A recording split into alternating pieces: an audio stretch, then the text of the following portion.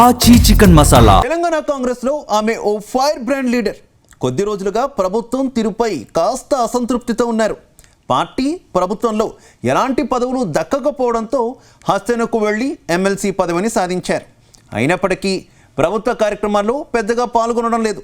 కానీ ఇప్పుడు ఆమె టార్గెట్ మంత్రి పదవి కోసం మరోసారి ఢిల్లీకి వెళ్లే యోచనలో ఆమె ఉన్నారా? హస్తెనలో తనకున్న రాజకీయ పలుకుబడితో ఈసారి మంత్రి పదవి సాధిస్తాననే ధీమాలో ఆ నేత ఉన్నారా?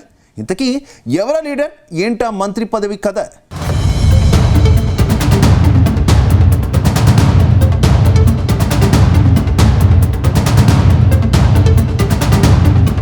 తెలంగాణ కాంగ్రెస్ లో మంత్రి పదవుల వ్యవహారం హస్తినకు చేరింది. త్వరలో భర్తీ చేసే మంత్రి పదవుల కోసం నేతలంతా ఢిల్లీకి క్యూ కడుతున్నారు. ఇప్పటికే కాంగ్రెస్ ఎమ్మెల్యేలు కోమటిరెడ్డి రాజగోపాల్ రెడ్డి, పరిగి ఎమ్మెల్యే రామ్మోహన్ రెడ్డి, స్పీకర్ గడ్డం ప్రసాద్ కుమార్, మల్రెడ్డి రంగారెడ్డి మరికొందరు నేతలు పార్టీ పెద్దల్ని కలిసి మంత్రి పదవులు ఇవ్వాలని కోరారు. ఇప్పుడు వీరి బాటలోని Congress fire brand leader MLC Vijayashanti చేరబోతున్నారు. మంత్రి పదవి కోసం ఆమె కూడా హస్తిన వెళ్లేందుకు సిద్ధమయ్యారని ప్రచారం సాగుతుంది. రాష్ట్రంలో కాంగ్రెస్ పార్టీ అధికారంలోకి వచ్చాక ఏ పదవి రాకపోవడంతో రాములమ్మ నారాజయ్యారు.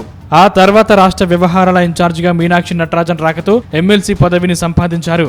ఇప్పుడు మరోసారి మంత్రి పదవిని సాధించేందుకు ఢిల్లీ పెద్దలకు టచ్లోకి వెళ్లినట్టు ప్రచారం సాగుతుంది.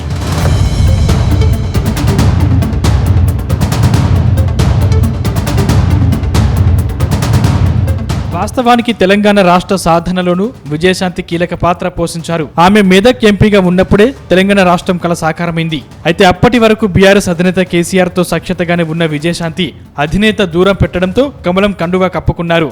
ఆ తర్వాత మళ్లీ పార్టీ మారారు. గత అసెంబ్లీ ఎన్నికల్లో కాంగ్రెస్ పార్టీ అధికారంలోకి వచ్చాక చాలా రోజులుగా సైలెంట్ గా ఉన్నారు. ఆ తర్వాత రాష్ట్ర కాంగ్రెస్ వ్యవహారాల ఇన్ఛార్జిగా మీనాక్షి నటరాజన్ రావడంతో యాక్టివ్ అయ్యారు. ఆ వెంటనే ఎమ్మెల్సీగాను ప్రమోషన్ పొందారు. కొద్ది రోజులుగా మంత్రి పదవి కోసం రాములమ్మ హస్తిన వేదికగా లాబింగ్ చేస్తున్నారు. ఈ క్రమంలోనే సర్కార్ తీరును ఎండగడుతూ ఆమె చేస్తున్న విమర్శలు హస్తం పార్టీకి ఇబ్బందిగా మారాయి. ఓవైపు రాష్ట్ర ప్రభుత్వంపై శుతిమెత్తగా విమర్శలు చేస్తూనే పార్టీ పెద్దలను కలిసేందుకు సిద్ధమవుతున్నారు.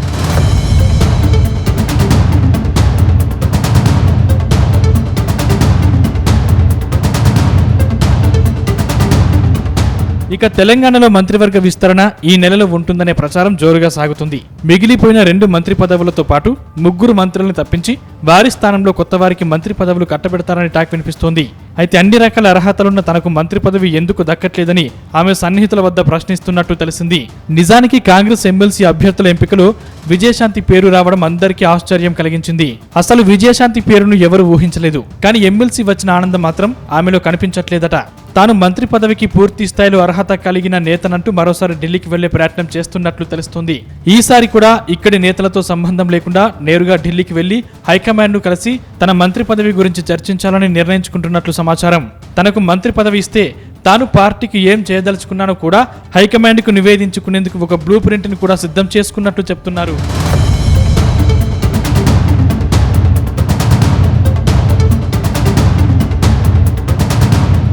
ఏదేమైనా ఎవరు ఊహించని రీతిలో ఎమ్మెల్సీ పదవిని సాధించిన రాములమ్మ ఇప్పుడు హస్తినకు వెళ్లి మంత్రి పదవిని సాధించాలనే ఆలోచనలు ఉన్నారట. 1-2 రోజుల్లో ఢిల్లీకి వెళ్లి రాహుల్ గాంధీ, సోనియా గాంధీ, మల్లికార్జున ఖర్గేను కలుస్తారట. ఆ తర్వాత కేసీ వేణుగోపాల్ తోనూ భేటీ అవుతారని తెలుస్తోంది.